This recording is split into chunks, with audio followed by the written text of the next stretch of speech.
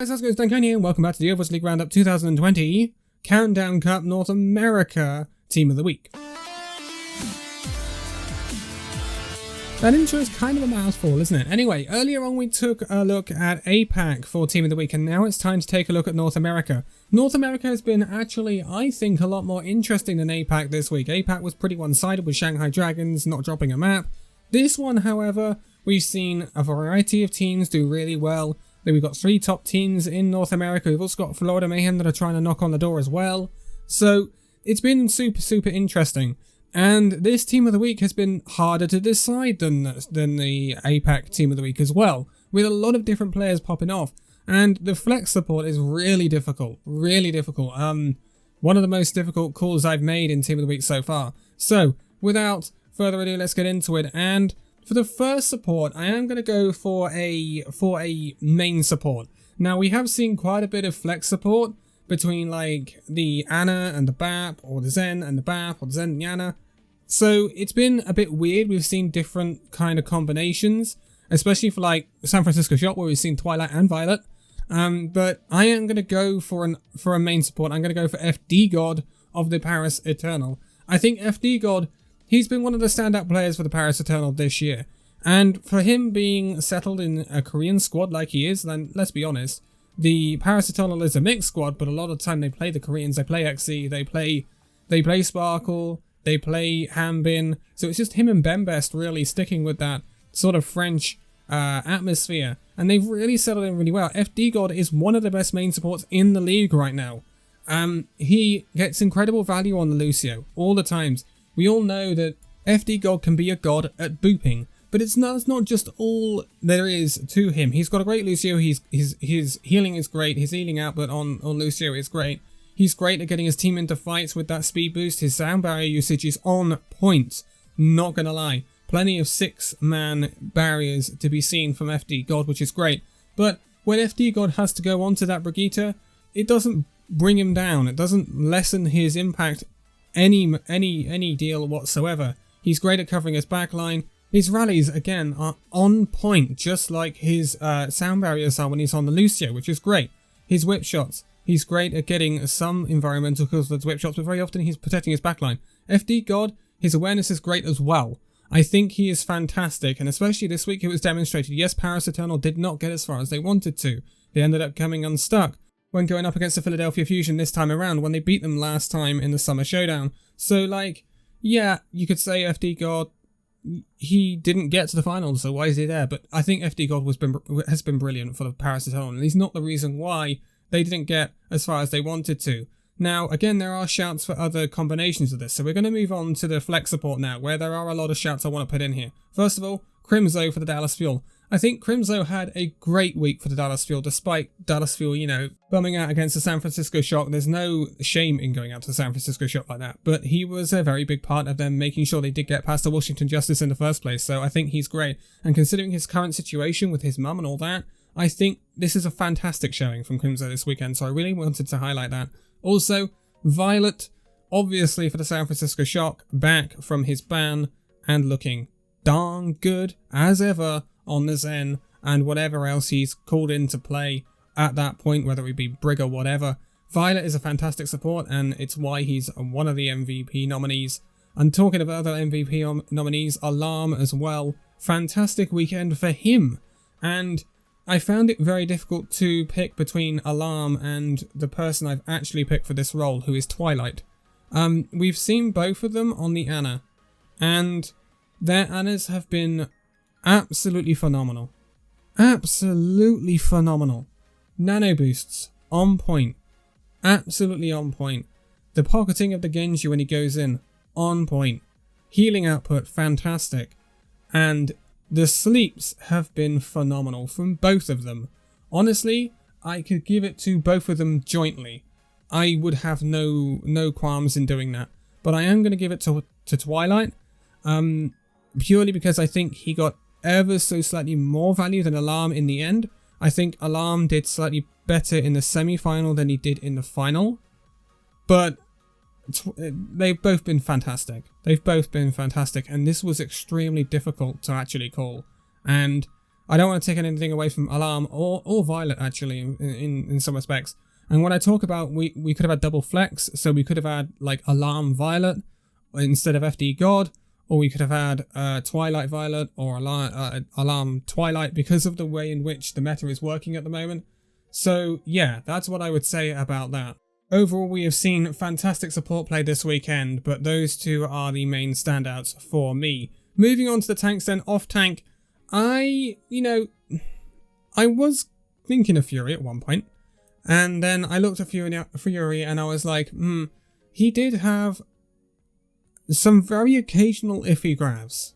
I noticed one on Busan, which was the first map against the San Francisco Shock, where it was quite clearly a lost fight for the Philadelphia Fusion, but he still went ahead and used grab, which was a really weird thing to do. It was not anywhere near the end of the map or anything, so yeah, it was slightly worrying that, and that's why Fury doesn't get it, but I wanted to give an honourable mention to Fury because I think he's been good overall. There have been some other good moments from other main tanks, like Note for the Dallas Fuel, who's had his ups and downs recent times, but he looked actually really, really good for the Dallas Fuel this weekend, so I wanted to make sure that he got a shout out, but I have to give it to someone who is incredibly consistent, and someone who actually hasn't been in Team of the Week a lot this year, despite him being so good at that off-tank role. He is one of the MVP candidates. It is Choi Hyobin. So Choi Hyobin, he last year was the finals MVP, and he was very flashy, he was fantastic on the Sigma, he was really standout. This year, he's been plodding along, right? We have seen flashy plays from other off tanks like Fury, like Void in the APAC region, but Choi Hyobin's been plodding along. He's been doing Choi Hyobin things. This week, he was incredibly consistent for the San Francisco Shock. He is someone that they can rely on, which is absolutely massive for a team like the Shock. There are teams that can be brought down by lack of decent main tank, lack of decent off tank, but Choi Hyobin, you can always rely on him to get a great flux. His fluxes were great this weekend, which is why I bring it up, obviously. But you always rely on him to get great fluxes. He always does with the Sigma. His Diva is great. We didn't see much of it, not gonna lie. His Zarya though, again, on point. Absolutely on point. And at the moment, some off tanks, Guangzhou Charge, are getting kind of caught out being not Sigma one tricks, I don't want to say that, but having their main as Sigma and not being as competitive on the other off tanks.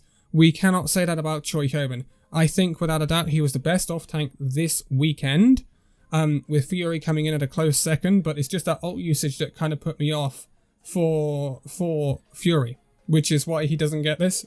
I also think that Choi Hyobin has been a little bit better than Hanbin at the Paris Eternal, and I think he's better than Gargoyle in some respects. So yeah, I'm going to give it to Choi Hyobin. The main tank role was a straight fight for me between the Philadelphia Fusion and the San Francisco Shock. This is between obviously Smurf and Sado. Now Smurf has been again one of those guys you can count on throughout the season. He's been incredibly consistent, and that's what you want to see from a main tank. You don't want to see someone kind of having their ups and downs. That's really what you don't want to see. But also Sado has been that consistent main tank. And what we don't see from main tanks very often is the ability to pop off on the main tank. We see it from Phyllis at times in the APAC region, but I've kind of not seen it in the North American region all that much. They're kind of there, they're doing their jobs really well, but they're not lighting the match up at times. But I think we did see that at times from Sado this weekend for the Philadelphia Fusion. Yes, they came up against short against the San Francisco Shock, but I think Sado has played fantastically this weekend. And it is testament to the improvement that Sado has shown since last year. He is definitely one of the most improved players that we have seen during this season. Because, man, he was not great during 2019, but this season he has stepped up to be one of the best main tanks in this league. That's without a doubt. And this weekend he really did pop off, whether it be on the Rhine, that we actually did see, and he got some nice shadows, I believe. He's a very stable Orisa, who you can definitely rely on, and his Winston, he is generally very, very good at knowing when to get in and when to get out. He works very well with Fury, in my opinion, and also Poco when Poco's in, because, you know, Philadelphia Fusion just have two god tier off tanks that they can play, Like, yeah, that's a thing. But, yeah, I think Sado deserves this slightly over Smurf. It's a very close contest, but I think Sado popped slightly a little bit more. And I don't like to talk about just popping off when it comes to Team of the Week. I want to acknowledge consistency.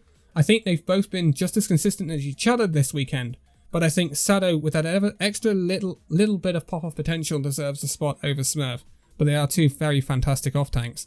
And two off-tanks that, again, have been overlooked by the MVP award. Just saying. Okay, moving on to DPS then. DPS is an interesting one. Again, it's stacked. It's absolutely stacked. So let's start off with the more hit scanny role. I want to acknowledge KSP of the Los Angeles Valiant. That has been... The Valiant have definitely not... difficult to say with the Valiant, but they've kind of almost relied on their DPS to do fantastically for them to get through at times, in my opinion. I think KSP, KSF, and Shax, all of which are getting honourable mentions on this list. Yes, 3 DPS players from one team. Really do stand out for the Los Angeles Valiant, and they did really well this weekend, even up against the likes of the Paris Eternal. They really didn't look outclassed, and I think it's testament to them, but it is only an honourable mention. The two players that I am debating between for the proper hit scan role is Ans, or Ansan Sniper, of the San Francisco Shock, who had a phenomenal weekend. I don't think anyone will deny how good Ans is right now. He's definitely a contender for Rookie of the Year. He didn't get into the MVP award, but I would expect him to be on the Rookie of the Year list. And BQB of the Florida Mayhem, who again really popped off for the Florida Mayhem. Some of the stuff I saw BQB do this weekend is I've not seen it before. I notably can think of the first take on Hanamura in the first attack for Mayhem, where BQB just gets 2 massive picks instantly. Just instantly. And they roll the point. They absolutely roll the point. It's massive what BQB can do at times. So I am going to edge BQB over Ans. And that might be a little bit controversial. And I can understand why some people are picking Ans instead. I think they are 2 very evenly matched players. I think they've both got fantastic raw aim. And I feel like going for BQB this time around, just because I think he had a bigger impact for the Mayhem than Ans did for the San Francisco Shock. But yeah, they are very closely matched, and you could have either in this spot. But for the other role, which, you know, we've seen Genji, we've seen even a little bit of Echo at times from especially the Valiant and Shax. We've seen Tracer in this role. We've seen a variety of different stuff. Shax gets an honorable mention, as I said. KSF does as well. Rascal did fantastically for the San Francisco Shock when he subbed in, but Shock were not consistent with doing that, because sometimes they were playing Ans and Striker, sometimes they were playing Ans and Rascal, sometimes they were playing Striker and Rascal. They were flexing a lot. So Rascal gets an honorable mention for the time he was in for the San Francisco Shock.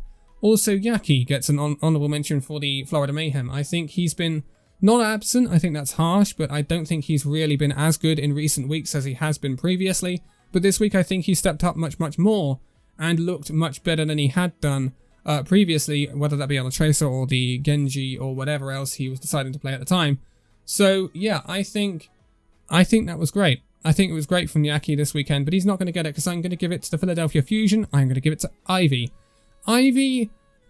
So last time out in this final sort of scenario, we saw EQO on the Genji, and EQO had some massive pop-offs for Philadelphia Fusion back then, despite them losing in the final agonizingly. But Ivy, I think I want to say that EQO has much more of a pop-off potential, but I think Ivy has shown that he is much more overall consistent. He is also much more flexible, in my opinion, as well. I think EQO is a very specialist player. I think they try to roll out, whereas Ivy has so much in his back pocket, like a Mei, if needed, and stuff like that. Him alongside Hisu has been fantastic. Again, it did come up slightly short against the San Francisco Shock, but we don't judge on whether these won out the whole competition, because let's be honest, we could just put in the entirety of the San Francisco Shock, just like we could have put in the entirety of the Shanghai Dragons in APAC. But that's not how I'm looking at this. I think Ivy deserves this on an individual basis for how good he's been on the Genji recently, especially this weekend, and I think he's shown great flexibility as well. But his Genji is getting great value outside of the blade with his normal shurikens and dash resets, and yeah, I think he's a great player and I think he deserves that spot. So that rounds us out for the North American Team of the Week. That is both of our Team of the Weeks done for this week. In North America, we saw FD God, Twilight, Choi Hoban, Sado, BQB, and Ivy. Again, this is just my opinion. You can leave your own Team of the Weeks in the comments below. I'd be happy to take a look at them. Tomorrow, we will be taking a look ahead at the next round of fixtures. We have a hero pool in effect for the next 2 weeks. So there will be a hero pool preview or a meta preview ahead of the next 2 weeks. And also a week preview because the matches start quite early in the morning BST. Because we're getting some extra APAC region matches on the Friday. So yeah, we are going to take a look at the week's preview tomorrow alongside the meta preview. And maybe, just maybe, an Overcoach as well. Yes, I know I'm crazy for this many uploads, but you know, nine videos in 3 days. Why not? Especially when it's this hot in the UK. But I'm going to leave it here for this one. So thank you guys so much for this video. If you'd like to give it a like, subscribe if you're new, and I'll see you in the next video. See you then.